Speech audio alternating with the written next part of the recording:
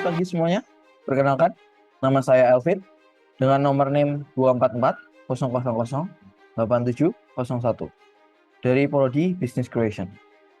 Berdirinya saya di sini adalah untuk mempresentasikan hasil kerja saya dalam rangka untuk memenuhi nilai UAS Bahasa Indonesia. Pada kesempatan kali ini, saya telah membuat karya tulis non-penelitian dengan judul Peluang Bisnis Cryptocurrency di Masa Depan. Terdapat 3 alasan tujuan dari penulisan artikel non-ilmiah ini. Pertama, penulis ingin memberikan informasi tentang dunia cryptocurrency yang tergolong masih baru. Kedua, penulis juga ingin memberikan insight lain yang bisa dilihat bukan hanya sekedar teknologi baru dan hanya dapat digunakan untuk membayar belanjaan saja, melainkan ada banyak hal yang dapat dilakukan oleh cryptocurrency ini. 3. Penulis ingin memberikan informasi bisnis yang bisa dilakukan melalui cryptocurrency.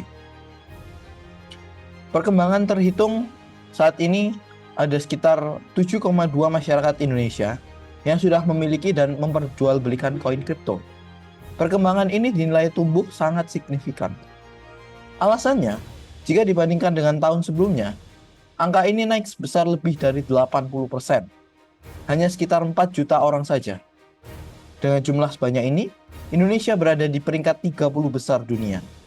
Namun, posisi ini masih kalah dengan negara tetangga, yakni seperti Malaysia dan Vietnam.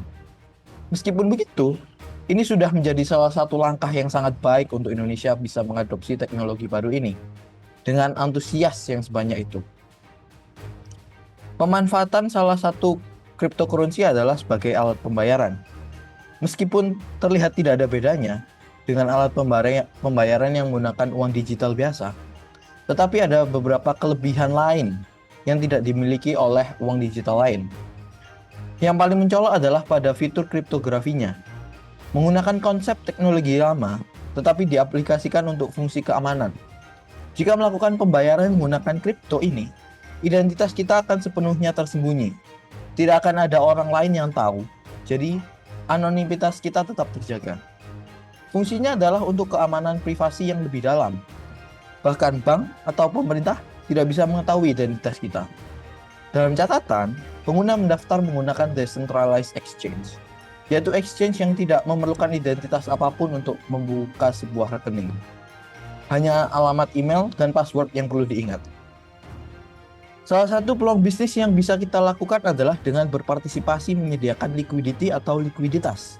Karena sifatnya yang terdesentralisasi, maka diperlukan sangat banyak komputer untuk bisa berpartisipasi dan memverifikasi setiap transaksinya. Hal ini dimaksudkan agar jaringan yang ada menjadi aman dari serangan cyber. Masalahnya, jika peretas bisa menguasai lebih dari setengah jumlah jaringan yang ada, maka peretas bisa memanipulasi jaringan. Karena hal itulah, perannya cukup krusial untuk memberikan likuiditas. Maka, banyak dari cryptocurrency exchange yang membantu para developer untuk memberikan akses likuiditas untuk koinnya. Pengguna bisa melakukan staking koin di crypto exchange atau bisa melakukan langsung di website koin masing-masing. Dengan mengendapkan koin yang kita miliki untuk developer, dan secara otomatis akan mendapatkan imbal hasil untuk periode yang kita pilih. Besaran imbal hasil tersebut juga cukup menggiurkan. Bisa mendapatkan sampai dengan 15% per tahunnya. Angka tersebut jauh dari deposito bank yang ada. Besaran bunga paling besar yang bisa diberikan bank mungkin hanya sekitar 5% saja. Itu pun harus dipotong dengan pajak. Dengan besaran bunga yang cukup tinggi ini, mungkin cara ini bisa dipertimbangkan untuk mendapatkan pundi-pundi penghasilan secara pasif.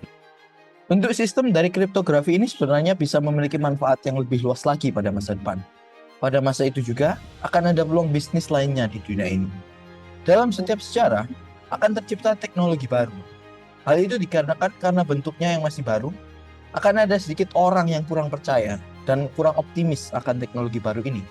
Akan tetapi, waktu akan membuktikan apakah sebuah teknologi baru akan diterima atau tidak.